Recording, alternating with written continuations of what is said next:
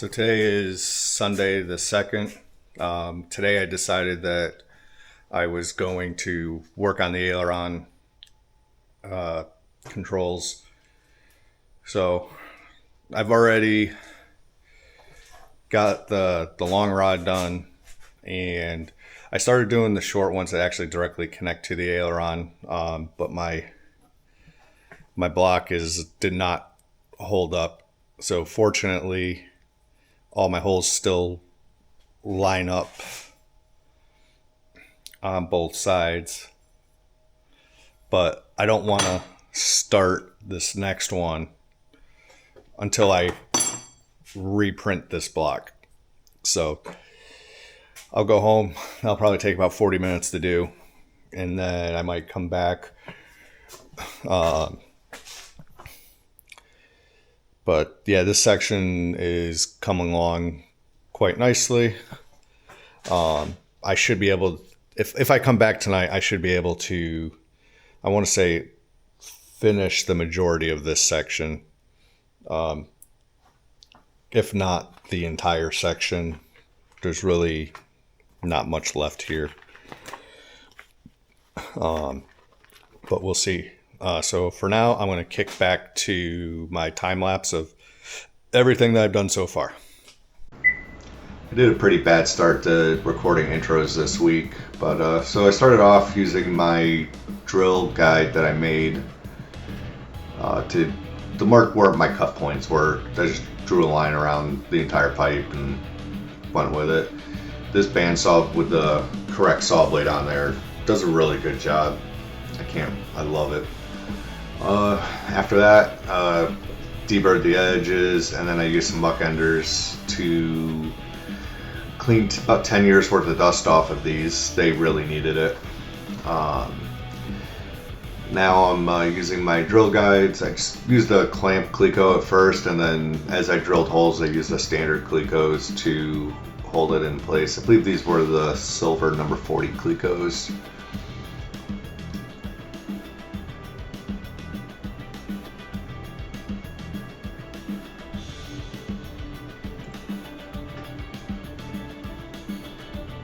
Now we're just getting the rod ends in there. Same thing, just drill and then put the right size Cleco to hold it in place. These were definitely tough to get in there. I had to use my mallet on all 4 of them.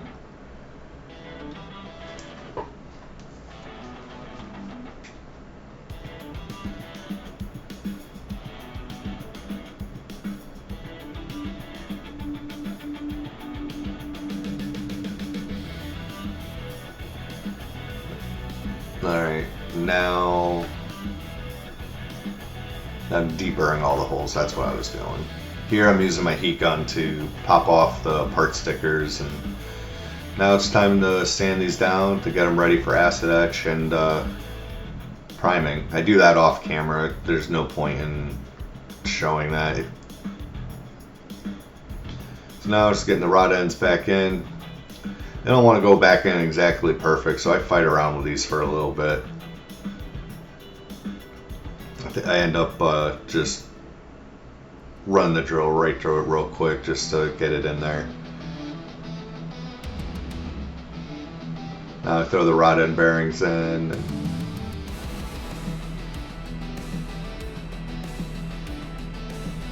Oh yeah, I could use my pop rivet gun on this one. These went together really easy. It's just nice when a part just generally works out the way you want it to.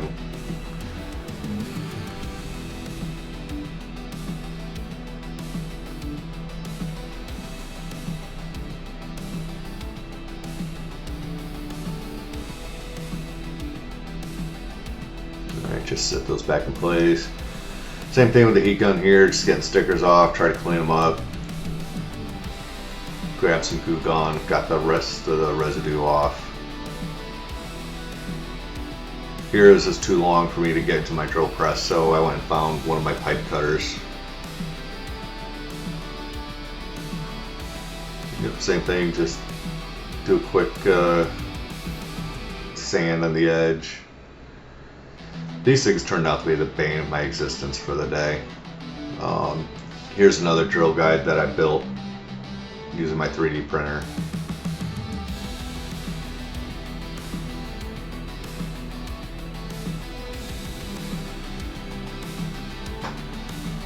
And now I'm taking the skin off. I believe I'm just doing this to start testing stuff. Yeah, I'm going to test the ends. All right, so we got this temporarily rigged in here. This is about the worst angle that it could possibly get coming down. And of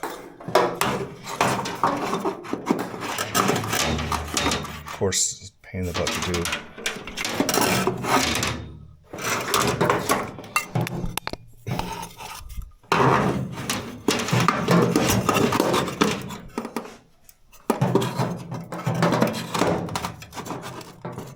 So there's plenty of clearance there if I decide to put this over here. And then the pitot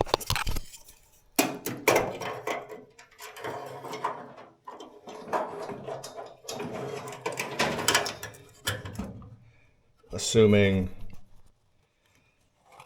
it's got to go back a little bit, I'm just going to have to make a right turn, within like a couple inches just so that it doesn't hit that. But that really won't be as bad as I had thought it was going to be. So that's coming along pretty good. All right, we're back. The project manager does not seem to be happy, mainly because there's no couch down here. So she'll get over it. Or not. So I went home and I reprinted another block. And then while I was there, I made this. This basically just goes on there and hits the edge so that when I'm hitting this with a hammer, I don't have to worry about damaging the threads or bending it. It should just drive right on the shoulder here. So we'll see how this goes and try to wrap this part up. All right, these rods just were the world's biggest pain in the ass. The drilling part, that was relatively easy, but just getting the rod end in, you just really had to beat it down. I'm glad I made a thread protector, and it just helped out a lot just trying to get those things in there.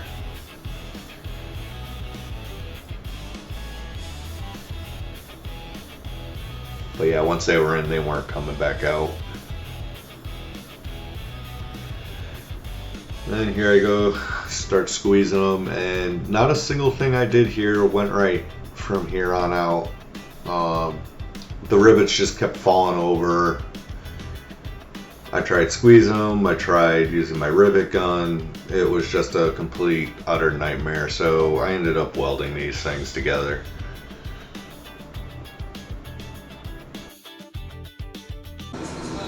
Well, they say there's welders and there's grinders. I'm definitely a grinder. I got tired of the rivets just not setting right, so I ended up busting out the little welder over there and just filling in the holes. And I know these things ain't gonna move. They were a pain in the butt to drive in there, so it's just a little extra. So I broke my welding helmet. Granted, the thing's like 15 years old, so I got another one coming in tomorrow. So I want to call it a night. I think this, I'm pretty happy with the progress that I made so far. I'll end up welding the other one tomorrow. All right, today is Monday. I just got done welding and painting these control arms. Yeah, not the greatest welds, but these things ain't moving. So once these dry, I will start the next step, which is putting these rod ends on and then making some spacers. And then I should have the rest of this finished up today. Future David here. While putting together this week's video, I discovered that instead of having my camera set to time-lapse, I actually had it set to slow-mo. So I have about 30 hours of video over the course of doing maybe an hour's worth of work. And I tried making it go into a faster frame rate and it just became really choppy and it didn't look good, so I just scrapped it. So you're just gonna have to trust that I did that work. You want to go home? You want to go home? You tired of this? All right, I'm pretty tired of this too. My pro tip of the day is when it tells you to primer the inside of these and the entire W10 14C tube, don't. It gets stuck, it doesn't want to go, and it's a pain in the butt to get it out of there when you realize that it's stuck. That probably took me a solid hour of messing around, trying different things. I ended up having to drill the rivets out of one of the rod ends and pressing the tube out from the opposite direction because it was just that stuck with the primer inside. But we got pretty good progress on this. I'm feeling pretty confident how this is all gonna line up when it's all said and done. And little miss is ready to go. She wants to, you wanna go for a ride? Yeah, you wanna go for a ride? You wanna go home? Okay. All right, today I started off by taking a tap or a die and just running through the threads to get all the paint and primer off of them that I had oversprayed. And then just look at the part or plans and see what I need to grab next and what parts are needed. So here we are hooking up the linkages for the first time.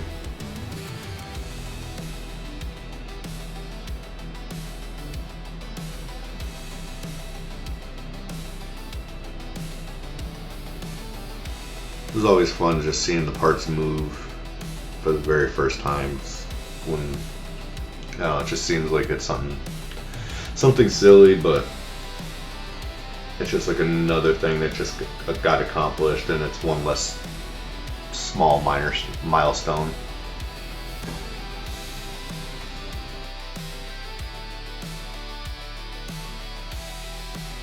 So today is Thursday. Just a quick update before I forget all this stuff. I spoke with Vans yesterday.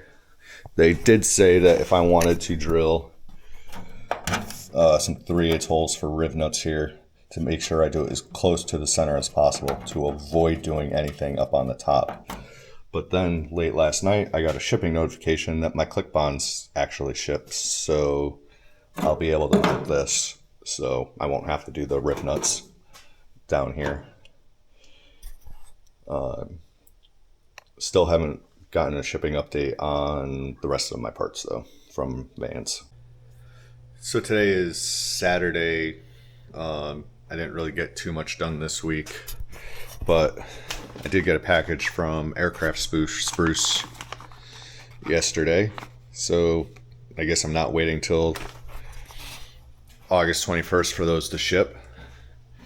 So what I think I'm going to do with those is I will just use them on this cover, because I know I could have drilled and dimpled this. I just don't want to put more holes and make it look I just don't like the way it would look. So I think I'm just going to mount it on there. and that should solve a lot of the problems. I think today I'm going to work on just getting the angles set correctly, or the lengths on all the rods set correctly. And then I'm going to pull these back out, and I'm going to just repaint them because, as I said previously, the white or the primering the inside made a huge mess, and I'm not too thrilled about that. After I get that done, I will start working on mounting this skin so that will be done, hopefully either today or tomorrow. I emailed Vans again on Friday to find out what the status was on my shipment. I did that, I want to say, around 2 o'clock. I had not heard back from them by the time they closed. So I'm hoping to hear something on Monday, but who knows? We'll see. If I get that bottom wing skin done and I don't have an update, then I'll just start working on the flaps. And that's really all I can do. I know next week is going to be busy for me. I have to fly to Chicago on Wednesday, but I'm coming home Thursday night, so I know I'm not going to be able to do too much for a couple days. I guess another thing I can say that I did this week is I finally got my NACA vent clone exactly how I'd like it. There's no crazy dents inside of it or on the outside, and it's pretty much spot on. You know, it's a little different, but nothing that I don't think is going to cause any problems.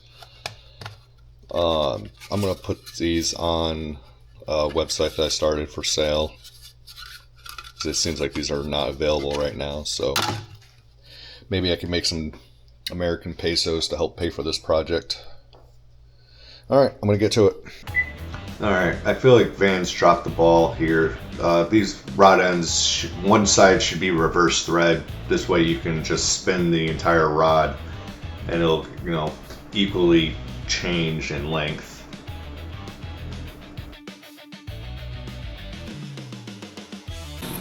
Alright, so the plans say to line the ailerons up with the flaps, but I don't have the flaps done yet. So what I've just done is I basically grabbed a 4-foot level. Hold on a second.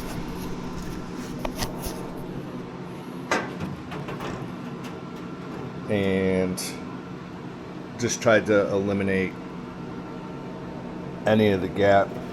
I'm sure this is probably wrong, but at least it's just getting it set for right now, so that I can at least make sure I have all my clearances, especially since a part of the parts that I'm waiting for from Vans is the screw that goes way back there. Now I'm just going to do this lower linkage, and then I will start working on the skin. Alright, just starting off by verifying that everything's going to fit. For one last time, kind of give myself a game plan. Pull that linkage out, bring my air hose out, get the skin back on, and then we're going to put Clecos on, and then take them off, and then put some more on, and I believe take them off again. And after that, we're just going to start doing some riveting. So I'm going to shut up for a bit and let you listen to some tunes.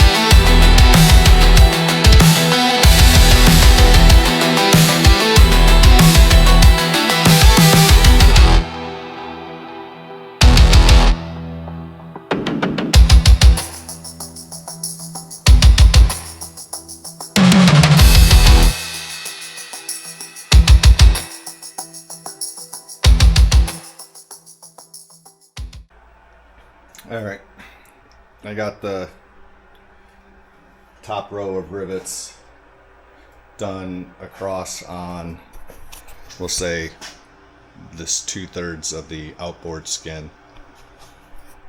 Everything past here, the plans call for you to do it after the facts because you don't really have a good way. You know, my arm can, really only go to there and coming in from here, so you wouldn't be able to hit pretty much all these rivets here. So I'm going to actually have to pull this skin back and hit each rivet as I go. So right now I'm going to start, I think, with to at least here, get to here, do these rivets, and then get down to the J stiffener row.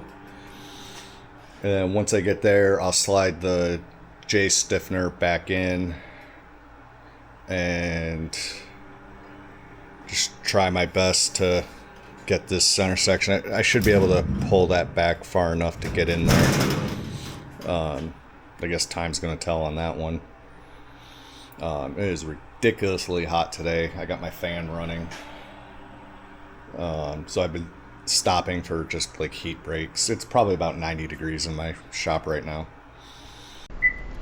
These rivets here in the middle, they really weren't as bad as they come out to be. They are definitely not nearly as bad as the flat brackets are. Those things are just terrible, and I hate whoever put the rivets so close to them that you can't use a regular rivet gun head to get in there. They're just, like I said, I could go on and on all day about how much they're a pain in the butt. So once I get this done, I noticed that some rivets had fallen into the carpet area, so you'll end up seeing me picking them up, trying to get them out, and then I end up going to get my air hose and blowing that whole thing out. I didn't want to like damage them any further than I could.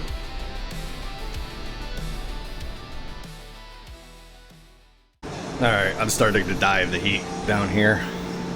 I did just put my first real dent, but I'm just gonna deal with it. It's on the bottom, I should never see it, and it's a pain in the ass to get to, so I don't want to potentially screw it up even more. So I'm gonna go home, eat some dinner. When it cools off a bit, maybe I'll come back and do some more. This section is very time consuming just because it's a real pain to get there. Oh, I just found I missed a rivet. I thought I had that one. Alright, well, before I leave, I'm going to fix that one rivet and get to it.